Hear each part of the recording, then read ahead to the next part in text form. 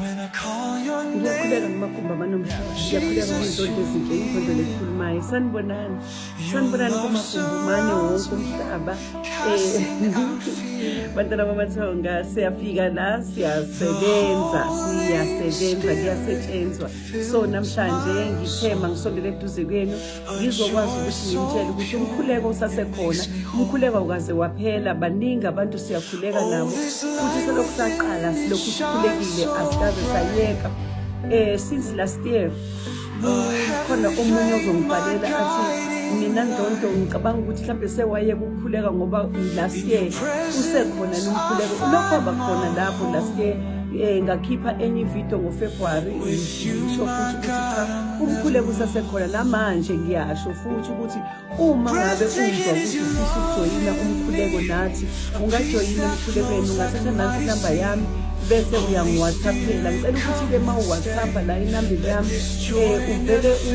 ufake nje ukuthi sawubona Ndondo ngicela umkhuleko kuphela bese uyafaka u50 usende i-proof of payment ngoba manje kubaningi abathi kimi hawu kodwa bungashongo ukuthi 50 rand kwilokhuzana kwivideo ama-video maningi ivideo yami ya last year lapho engaqala khona umkhuleko ngiwenza mahala so ngabona ukuthi abantu abekho serious abantu bayadlala so ngikhipha isikhathi sami ngisikhiphela kubona bayabona ukuthi into yamahala cha iyabahlula iyanihlula nje bantakwethu into yamahala iyanihlula ngoba nisuke nenze nje engathi anikho serious maybe kulo 50 rand nizokwazi ukuba serious ngomuntu uzokhalela imali yakhe akhalele lo 50 rand so ngiyacela ke 50 rand iprayer siyenza for 8 days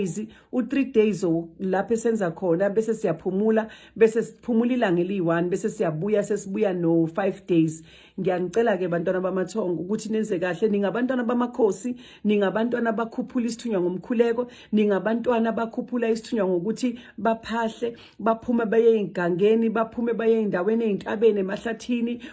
lapho noma ngabe kuphi la nithunywe khona niyakwazi ukuphuma ngoba ningabantwana bamakhosi nikhululekile niya yonke indawo la nifisa ukuya khona nimani yophahla noma mani yokhuleka kodwa ke into ezonisiza ukuthi uma ngabe ungazi ukuthi ungaqala kanjani ungajoyina ngiprayer ngo 079 2487813 07924878813 namba yami ke leyo ka WhatsApp uzo WhatsApp nje usho ukuthi ke ucela umkhuleko okunye nokunye uyabhala ukuthi ufuna umkhuleko bese ufaka u50 rand loyo usend i-proof of payment akukho kunye ufayile ukwenze yilokho nje kuphela akukho kunye futhi ufayile ungibuze kona imibuzo eminingi ngizolo ngiphendula nga1 nga1 uma nje uthe uyangena emkhulekweni linda igroup izigcwale ukuthi ibe enough for ukuthi singaqala bese kukhana uzozwa imithetho yegroup ukuthi sisebenza kanje ngoba lento yenu yokuthi maningena ndlondle izinto cha ngiyithanda impela umuntu angena lokho ethi kuhamba kanjani sithanaza kanjani ngoba mina ngiyasebenza kwenziwa kanjani uzobona khona ngoba ngizochazela umhlaba wonke ongenayo uzofuna ukuchazela ongenayo uzolinda ukuchazelwa egroupini uma ngabe ukuthi uyabona ukhona utsho kusese ukuthi no mina ngeke ngize ngikhone ngikubuyisele u50 rand wakho singakaqali uthathe u50 rand wakho uhambe ngoba wena ungeke ukwazi ukukhona omunye uzongibuza ukuthi njengoba mina ngine high blood njengoba mina ngidiabetic so udiabetic I know ukuthi umuntu odiabetic uwenza kanjani ngiyazazi zonke lezo zinto lezo benge ngize ngiqala iprayer ngingazi ngeke ngize ngiqala iprayer ngazi ukuthi ngizokulambisa umuntu odiabetic akufanele ahlala ngadli so ngiyakwazi mina ukuthi ngenza kanjani musu kungibuza ngicela ungangibuzi ngiyazi sekade ngayiqala iprayer ngiyabaza abantu abanama chronic diseases ngiyazi ukuthi kuhanjwa kanjani nabo so nje ngiyacela ukuthi ukhululeke la uzophila la uzophakamisa isithunywa sakho la uzokwenza okufanelekile ukuthi umveli inqangi ukuthumile ukuthi mawuze khona la uzokwazi ukuthi uphakamise isithunywa sakho